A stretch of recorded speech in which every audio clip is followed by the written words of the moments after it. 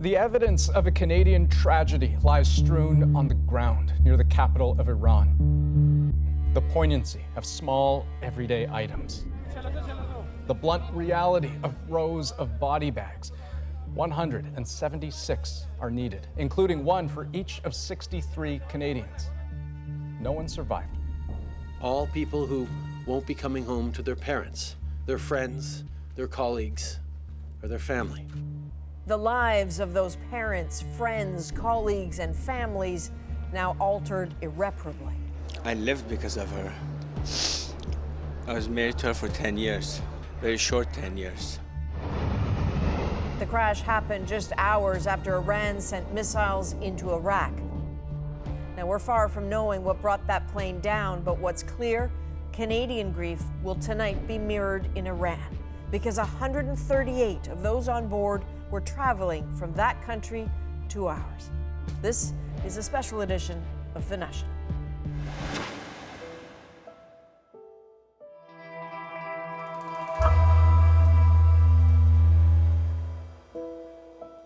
Take a moment to look at this. These are just some of the passengers on board Ukraine Airlines Flight 752. Canadians, people studying here, visiting here, all being mourned in communities large and small across this country. Their stories are at the heart of our coverage. You're going to hear about some of them tonight, and certainly more in the days ahead. No single incident has taken so many Canadian lives since the Air India disaster in 1985. The enormity of what's happened raises so many questions. And that all starts with the plane and its safety record. It got a maintenance check 2 days ago. So what caused the crash? Iran says it is leading the investigation. But can Canada trust Iran now? Remember, these countries have no formal diplomatic relations.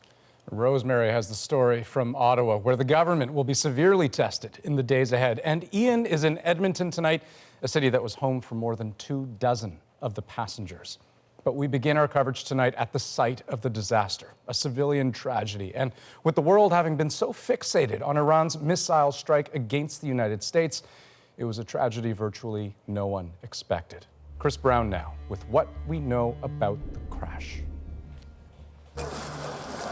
In a day filled with heartbreaking images, the sight of 176 body bags laid in rows in a farmer's field was among the most devastating.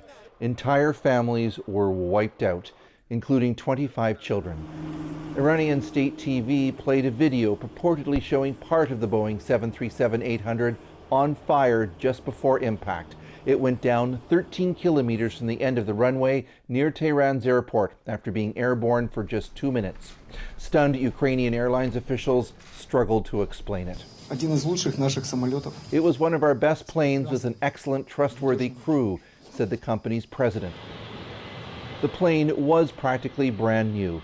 This is the same aircraft taking off in Munich shortly after it went into service just 3 years ago. Flight tracking information shows the aircraft made it to just under 8,000 feet when it suddenly dropped off the radar. There was no mayday call from the pilot, and the plane had just passed an inspection 2 days earlier. Taking into account the pilot's experience, it's hard to believe this was a mistake by the crew, he said. With Iran firing off missiles at U.S. bases the same night as the passenger jet went down, one terrible but obvious line of inquiry is whether it was accidentally shot down, which Iran's military adamantly denies. Iranian aviation experts blame the crash on a technical problem with the plane, which Ukraine initially appeared to agree with before declining to offer a cause. When asked today about a possible missile strike on the plane, Canada's Prime Minister was equally cautious. Can you say categorically that the plane was not shot down? I cannot. It is too early to speculate. Finding the answers is sure to be complicated by politics. Iran's government claims it has the aircraft's black boxes, but says it will not turn them over to Boeing or U.S. authorities. Ukraine's prime minister said all Ukrainian flights over Iranian airspace would be suspended until there are answers. Ukraine is sending a government plane to bring some of the bodies home. Chris Brown, CBC News, Dubai. Across Canada tonight, there are friends and family members struggling to absorb the full scale of the loss. The passengers who will never come home. Among them, respected professionals, couples, including this one who went to Tehran to get married. So many of the victims, students and academics, young and bright, their lives and dreams just getting started. And there were entire families with children bound to each other, beloved by their communities, all gone now. Hamad Esmailian stayed behind in Toronto. While his wife and daughter were in Tehran, they were on that plane. He spoke with Ioana Rumiliotis, driven by a desire for his family's story to be told. He is living a nightmare. Hamad Esmailian was supposed to pick up his wife and child here. Instead, he is going to Iran to bury them. You know, first thing that comes to your mind is that you don't believe that. I still don't believe that it happened. I have to go back and, share the grief, I think. Esmailian's wife, Parissa Iqbalian, and their 9-year-old daughter, Rira, had gone to Iran to celebrate a family engagement. But what were they thinking about at the very last moment? I can't answer that question. So, I don't know. I will miss them forever. I think that there's a hole in my heart now. The couple met in university in Iran and came to Canada in 2010 when their daughter was 6 months old. They opened a dental practice and happily settled into life in Canada. Rira was their only child. She was amazing. She was very talented in the sport. She could speak three languages, and she was very proud of that. I had to force her to play piano every day. Rira, you have to play 30 minutes. No, Dad, it's 25 minutes. Things like that, it's very hard to recall all those memories, After a sleepless night at home, he called his daughter's school this morning. So I usually call them, and when she's absent, usually she's not. And I told them that, okay, Rira will be absent forever. So that was a hard moment for me. His grief is unthinkable. His grace, remarkable. I said, she was an amazing girl, and I have to talk about her. And my wife too, we had a very, very good life. I think it was not right. I think it was not fair what happened. It is all so wrong, so agonizing. And what a harrowing journey ahead. Ioana Rumiliotis, CBC News, Toronto. He's far from alone on that journey. The 138 people bound for Canada had connections in at least 5 provinces, including British Columbia. Tina Lovegreen spent the day speaking with families there about their loss. It was not this Christmas, but 2 previous Christmases. Kimia Purshabon Oshubi spoke to her parents 4 hours before their flight. So then we just laughed a bit. We talked about, what she would do on the flight, what she would do after, and then that was last. Sounds like you guys were really close. We were. Yeah. Both of her parents were family doctors in Iran. They moved to BC in 2013 to give their daughter a brighter future. And their legacy was for me to be happy and be successful and to improve. As families grieve, others are haunted by the misfortune of it all. This travel agency says it booked 6 of the passengers on that flight, including 26-year-old international student Delaram Dadeshnejad. She snagged a last-minute booking. She told us, thank you so much to help me to visit my family, and I will bring you guys something from Iran as a gift. But she was on that flight. Nobody can believe it. Her friends were supposed to pick her up from the airport today. She was very funny, she was very active, she was very energetic. She's the person who wanted to do things, go out, she's never tired, Among the other BC victims, a family of 3, a mother and daughter, and a couple in their 30s. Everyone just loved them. And Farzad Taheri was related to Daniel and Faye Socket. She was a dental hygienist, he a structural engineer. Such a great loss, not for our family, for everyone in the community, everyone in the world, I would say, because they just had such amazing personalities and so Now much. the families have to figure out when they can bury the bodies, an important part of Iranian culture. we're all from Earth and we go back to Earth. So we think it's important that when the soul has left the body also follows it. She's trying to arrange to bring her parents' remains to Canada because she says that's where they felt most at home. Tina Levgreen, CBC News, North Vancouver.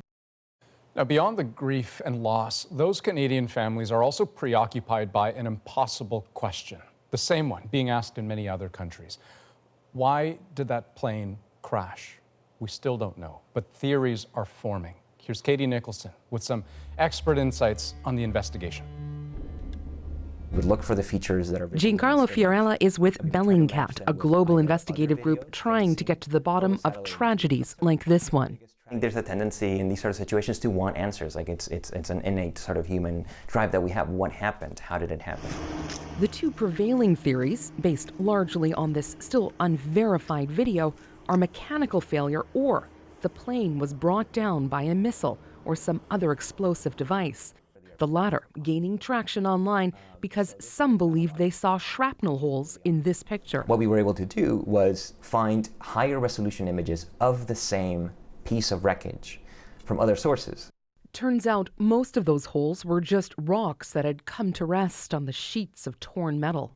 In Ottawa, the transportation minister says it was sudden. Climbing to altitude, very, very standard departure. However, we lost contact with it, suggesting that something very unusual happened. Iran's Civil Aviation Authority released its preliminary report on the plane's movements, concluding after a mechanical difficulty, it turned right and appeared to be trying to return to the airport. This aviation expert believes the plane fell too quickly for that to make sense. And typically with an engine failure, you don't see that kind of structural falling apart, if you will. You tend to see a more gradual failure of systems, and in this case, what we've seen is the information just stopped appearing. Others say don't rule mechanical failure out. One of the many things investigators will be looking at, the 737's turbines belong to the same family as the ones that had metal fatigue problems, snapping off mid-air, killing a Southwest Air passenger. Were the engines that were on that aircraft required to have the airworthiness directives that had been issued from the Southwest? Were those done? Were they done properly? The truth may rest in the plane's black boxes, recovered today by investigators. Katie Nicholson, CBC News, Toronto. Now, Canada is eager to be part of that investigation, but that will be complicated. Let's go to Rosemary now with the questions facing the government today. Yes, so many questions, Andrew. It was a somber atmosphere in the National Press Theatres this afternoon as the Prime Minister, flanked by key cabinet ministers, expressed his condolences to the victims and, of course, their loved ones. A Ukrainian Airlines plane just landed in Toronto from Kiev. According to the airline, there were 138 passengers who weren't on that flight because they died in the crash on the earlier leg of their travel. Those victims are being honored on Parliament Hill with the flag on the Peace Tower lowered to half-mast today.